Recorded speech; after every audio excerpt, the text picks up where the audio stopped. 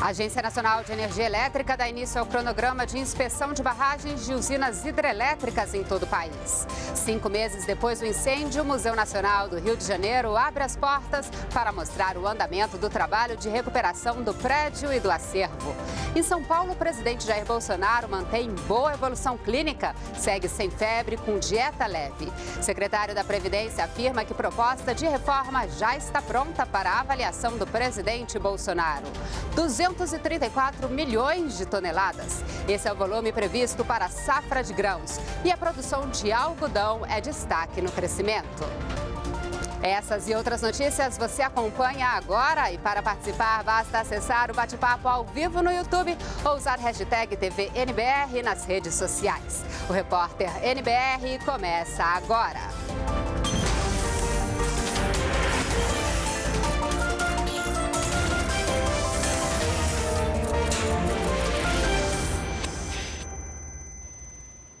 Olá, boa noite. Começa agora o Repórter NBR com as notícias do governo federal desta terça-feira, 12 de fevereiro de 2019.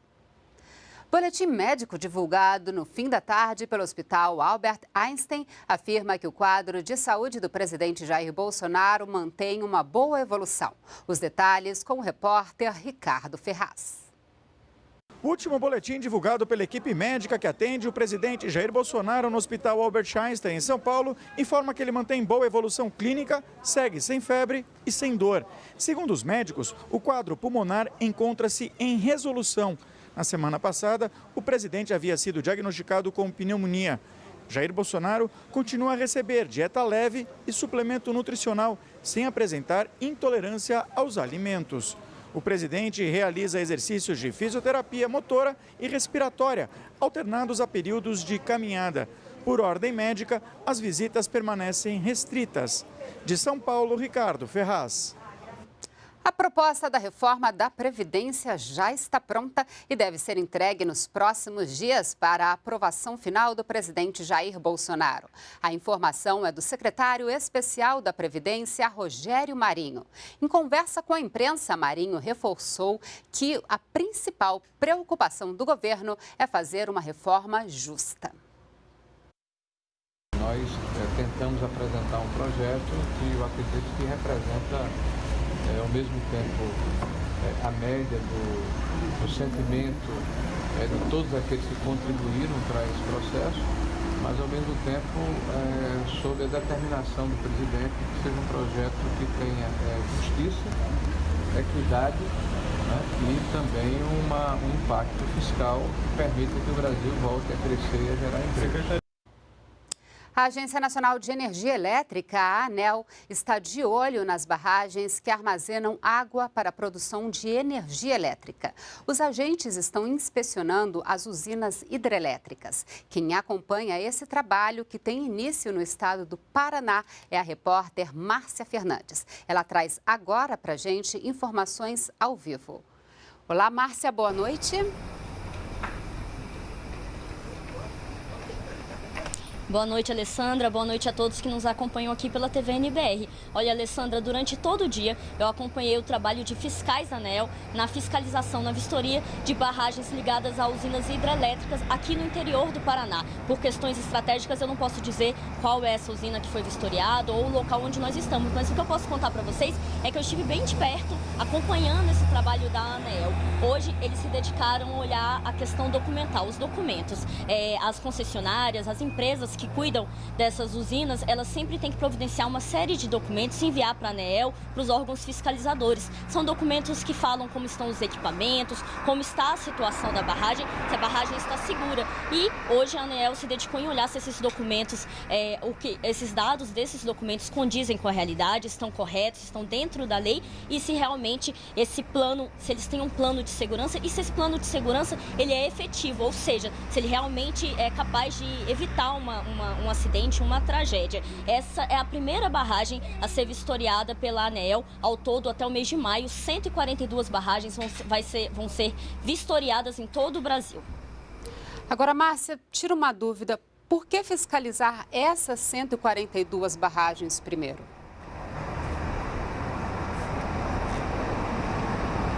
Olha, Alessandra, nesse primeiro momento, essas barragens que estão sendo vistoriadas são barragens que oferecem dano potencial alto. É bom a gente deixar bem claro o que isso significa. Não são barragens que correm risco de se romper ou de trazer algum problema para a população, mas são barragens que são mais próximas de cidades, de locais povoados. Então, se houver algum acidente, tem um risco grande de ter perdas de vidas humanas e também de um desastre ambiental. Por isso, esse cuidado do governo federal em começar por essas barragens de dano potencial alto, de começar essa vistoria por esse tipo de barragem. E olha, os fiscais, os técnicos da ANEEL, hoje também eles se reuniram com representantes da prefeitura e também da Defesa Civil, para ver se a prefeitura, se o município também está tomando os cuidados necessários para evitar acidentes em relação às barragens.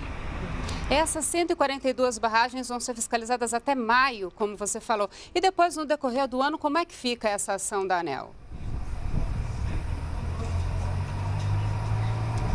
Olha, essa ação da ANEEL, Alessandra, ela começa aqui pelo Paraná, mas ela segue para outros 17 estados e também para o Distrito Federal. Segue para todo o país. Nesse primeiro momento, até maio, 142 barragens. Mas a ideia é que até o fim do ano, 335 barragens de usinas hidrelétricas sejam fiscalizadas. E olha, Alessandra, é bom a gente prestar atenção, porque essas barragens que eu estou falando são barragens hidrelétricas. Elas são diferentes, por exemplo, das barragens de mineração que ficam, por exemplo, o caso de Mariana ou o caso de Brumadinho. São barragens diferentes. Por mais independente de serem diferentes, serem barragens de hidrelétricas, o cuidado do governo, a preocupação do governo é porque não haja nenhum acidente. Por isso, essa ação. Vamos ouvir. A ANEEL outorga o direito para a empresa explorar aquela usina por meio da construção da barragem e realiza a fiscalização dessa usina. Inclusive, vamos olhar a manutenção desse empreendimento, se as comportas funcionam, se os filtros estão ok, se a usina contém instrumentação adequada que possa garantir a segurança da barragem. Nós atuamos justamente para que o serviço prestado pelos nossos concessionários sejam prestados de maneira adequada, garantindo a qualidade do serviço prestado, garantindo a segurança do consumidor de energia elétrica e, no caso das barragens, a segurança da população próxima ao empreendimento. 10 segundos. Pronto, vê se melhorou. Entre o ano de 2016 e o ano passado, 2018, 122 barragens de usina foram vistoriadas pela ANEEL. Neste ano de 2019, todas essas 122 barragens vão ser vistoriadas mais uma vez, exatamente para ver a questão da segurança. E durante toda essa semana, Alessandra, eu vou estar aqui no Paraná acompanhando esse trabalho da ANEEL de fiscalização, de vistoria dessas barragens para garantir a segurança na questão dessas barragens. Voltamos com você. Muito obrigada pelas informações, Márcia. Um bom trabalho para você aí no Paraná, acompanhando o início dos trabalhos da ANEEL. E o governo federal segue no apoio às vítimas da tragédia em Brumadinho, Minas Gerais. Até agora, são 165 mortos e 155 desaparecidos. Vamos saber os detalhes, então, com a repórter Daniele Popov. O Comitê de Gestão e Avaliação de Respostas a Desastres do Governo Federal divulgou uma nota com o resultado da reunião desta terça-feira sobre o apoio que vem sendo dado ao estado de Minas Gerais após a tragédia de Brumadinho. Segundo a nota divulgada pelo Palácio do Planalto, o Ministério da Cidadania, em parceria com o Ministério da Economia, publicou no Diário Oficial da União uma portaria em que autoriza a antecipação do pagamento do benefício de prestação continuada, o BPC, em Brumadinho. Segundo esse comunicado, o INSS está autorizado, então, a efetuar o pagamento do benefício a pessoas com deficiência e idosos acima de 65 anos que já sejam beneficiários lá no município. Lembrando que o BPC é destinado a esse público-alvo, pessoas com deficiência e idosos que tenham uma renda per capita de 1/4 do salário mínimo, aproximadamente R$ 250. Vale lembrar também que o presidente da República, Jair Bolsonaro, publicou na sexta-feira passada uma autorização para essa antecipação do pagamento do BPC, o benefício de prestação continuada. Segundo o governo, Poderão sacar o benefício de 774 pessoas a partir do dia 22 de fevereiro. De Brasília, Daniele Popov. E o Instituto Brasileiro do Meio Ambiente e dos Recursos Naturais Renováveis, o IBAMA, aplicou multa à mineradora Vale por falhas no salvamento de animais em Brumadinho, Minas Gerais. Desde a última sexta-feira, a empresa é multada em R$100 mil por dia por não executar de forma integral e satisfatória o plano de resgate da fauna. Em notificação de 26 de janeiro, o IBAMA determinou que a Vale iniciasse essas ações em até 24 horas. Entre elas, a instalação de hospital de campanha para a reabilitação dos animais. Mas os agentes ambientais constataram atraso na realização das obras.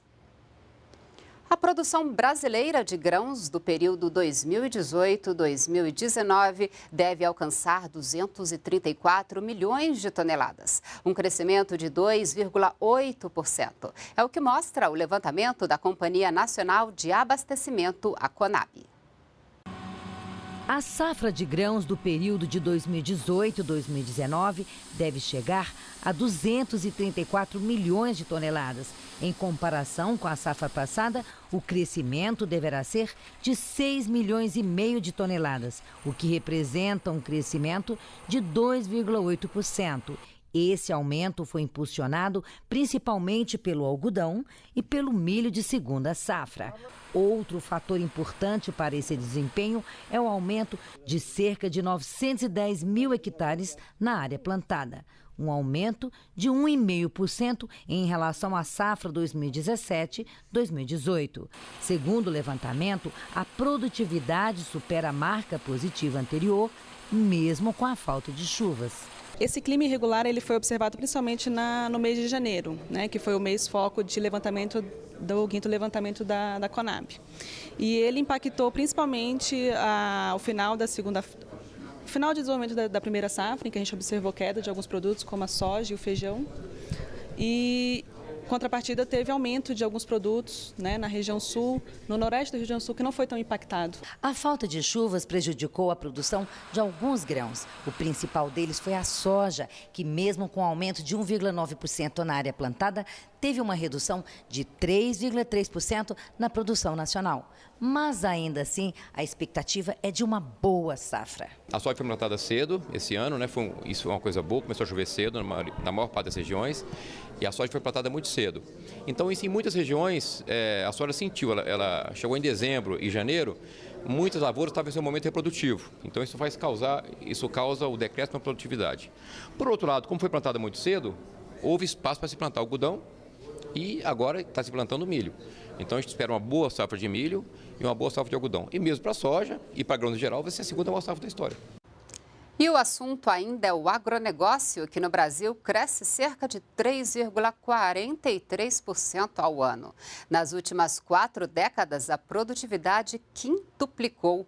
O uso de novas tecnologias aliado a políticas de crédito foi determinante nesse desempenho. Os dados são do Ministério da Agricultura, Pecuária e Abastecimento. Nos últimos 42 anos, a produtividade da agropecuária brasileira tem crescido em média 3,43% ao ano. Entre 2000 e 2017, chegou a 3,8%. Os estados que lideram a produção agropecuária e as exportações são também os que apresentam as maiores taxas de crescimento de produtividade, como Mato Grosso, Minas Gerais, Goiás e Bahia. Essa taxa é considerada alta internacionalmente, porque a taxa média mundial, a última estimativa que nós temos, é 1,84%. A produção brasileira cresce a cada ano, isso sem aumentar o desmatamento. O uso de novas tecnologias e equipamentos como tratores e colheitadeiras possibilitam uma produção melhor no mesmo espaço. Os bons resultados também se devem à agricultura familiar. Com a formação de uma estrutura produtiva no Brasil, a partir das décadas de 70, por exemplo, investimentos que foram feitos em novas tecnologias, a década de 70 com a criação da Embrapa. Então, um conjunto de políticas que foram sendo adotadas ao longo do tempo a abertura comercial nos anos 90, a retomada dos investimentos em máquinas, equipamentos nos anos 2000, Moder Frota, por exemplo, a retomada do crédito rural, principalmente nos anos 90, a curva de crédito rural muda a partir dos anos 90 para cima. Então, um conjunto grande de políticas setoriais e políticas macroeconômicas, elas fizeram com que nós tivéssemos um aumento grande do crescimento do produto e da produtividade. Desde 1975 até 2017, a produção de grãos passou de 40 milhões de toneladas para quase 238 milhões de toneladas, com destaque para a soja e o milho de segunda safra. A produção de carne também aumentou, no caso da bovina, de 1,8 milhão de toneladas para 7,7 milhões de toneladas, a suína de 500 mil toneladas para 3,8 milhões de toneladas e de frango de 373 mil toneladas para 13,6 milhões de toneladas. Há 38 anos, Cláudio veio do sul do país com destino ao centro-oeste para cultivar soja e milho, além de criar gado para o abate. Ele confirma que em quase 4 décadas a produção deu um salto de quantidade e também de qualidade. Hoje a minha produção aqui é em torno de 240 toneladas de soja e umas 120 de milho, safrinha. No passado, só produzia soja ou milho, não era possível plantar uma cultura após a outra, porque a soja era com um ciclo maior, o milho também. Praticamente dobrou a produtividade em relação a 35, 40 anos atrás. Mas para que o país permaneça com bons resultados e produtores como o Cláudio continuem a prosperar, é preciso manter o investimento em tecnologia e infraestrutura. Minha expectativa é muito boa. Nós temos muitas áreas ainda a serem exploradas, principalmente de pastagens degradadas, que elas podem ser exploradas, melhoradas com soja, plantio de soja, plantio de milho. A pecuária, então, ela poderá ter o mesmo número de animais em uma área bem menor. E com isso, eu tenho certeza que o Brasil vai ser cada vez um maior produtor, aumentando a produção de grãos, de soja, de milho, de trigo, de feijão. A gente vai continuar crescendo nos próximos anos, a produtividade. Nós devemos continuar crescendo, só que nós precisamos ter 2 coisas importantes para manter um ritmo de crescimento que nós temos hoje. Os investimentos em pesquisa e investimentos em infraestrutura. Para ver a íntegra do estudo da produtividade da agricultura brasileira de 1975 a 2017, é só acessar a página do Ministério no endereço agricultura.gov.br. Como alternativa aos caminhões e aviões, os barcos e navios ocupam um importante espaço no transporte de cargas no Brasil. Só no ano passado, os portos movimentaram mais de 1 bilhão de toneladas de produtos. O setor comemora o resultado, um crescimento de 2,7%. De acordo com os dados da Agência Nacional de Transportes Aquaviários, a ANTAQ, os portos públicos movimentaram 374 milhões de toneladas, um aumento de 2,6%. Já os terminais privados cresceram 2,8% em relação a 2017. O Porto de Santos, em São Paulo, aparece na primeira posição. Em segundo está Itaguaí, no Rio de Janeiro. O terceiro lugar é de Paranaguá, no Paraná, seguido de Rio Grande, no Rio Grande do Sul, e Suape, em Pernambuco. Analisando os terminais privados, Ponta da Madeira, no Maranhão, liderou a movimentação.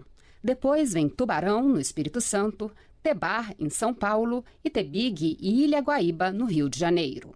O produto mais transportado é o minério de ferro, que representa 36% do total movimentado por portos e terminais privados do país. Em seguida, aparecem os combustíveis, os containers e a soja. Os dados mostram também a movimentação de cargas por navegação. A navegação internacional, chamada de longo curso, cresceu 32% de 2010 a 2018. A cabotagem, que é a navegação dentro do país usando os mares, 26%. Já a navegação interior, que usa os rios, 105%. E a expectativa do setor para este ano é de mais crescimento, desta vez de 3,5%. O governo federal vai continuar apoiando a segurança no estado de Roraima. Foi autorizada hoje a permanência da Força Nacional na cidade de Boa Vista por mais 60 dias, a contar a partir de 27 de fevereiro. Desde o ano passado, a Força Nacional reforça o policiamento, onde é mais tensa a situação entre brasileiros e imigrantes venezuelanos. Também em apoio a Roraima, a Força Tarefa de Intervenção Penitenciária ficará por mais 45 dias, a contar do próximo dia 19, na vigilância e custódia dos presos da Penitenciária Agrícola de Monte Cristo, também na capital Boa Vista. Incentivar o estudo de matemática, a formação profissional e promover o conhecimento. São metas da Olimpíada Brasileira de Matemática das Escolas Públicas, que está com inscrições abertas. Podem participar os estudantes do 6º ano do ensino fundamental até o último ano do ensino médio. Para alguns, a matemática mais parece um bicho de 7 cabeças. Mas para Emanuel, a relação com os números é natural e não assusta. Eu sempre gostei. Desde o 2º ano eu sempre gostei. Meu 2º ano que depois que eu vi que depois que eu comecei a aprender multiplicação, divisão e tal, vi que a matemática era legal, aí comecei a gostar. E essa paixão virou coisa séria. Tanto que no ano passado ele participou da Olimpíada Brasileira de Matemática das Escolas Públicas. Para se preparar, Emanuel estudou muito e conquistou a menção honrosa da competição. O meu sonho sempre era participar da Olimpíada de Matemática, desde que eu fiquei sabendo que existia há uns, 4 anos. Aí meu professor Henrique, é professor da UBMEP, passou na sala, uma aula qualquer, e falou que esse ano a escola ia participar da BioMap e perguntou quem queria participar do projeto. Aí eu levantei a mão e aí eu fui. Fiquei famoso, aí todo mundo começou a me cumprimentar, falou parabéns, aí. A maior competição científica do país chega esse ano à 15ª edição. Pode participar da Olimpíada quem está no ensino fundamental e médio. Serão premiados 6.500 alunos da rede pública com medalhas e mais de 46 mil com menções honrosas. No caso de estudantes de instituições particulares, serão 975 medalhas e até 5.700 certificados. Além da medalha propriamente dita, da cerimônia de premiação, o programa da OBMEP oferece o PIC, que é o Programa de Iniciação Científica, que é financiado pelo CNPq com bolsas de iniciação científica júnior.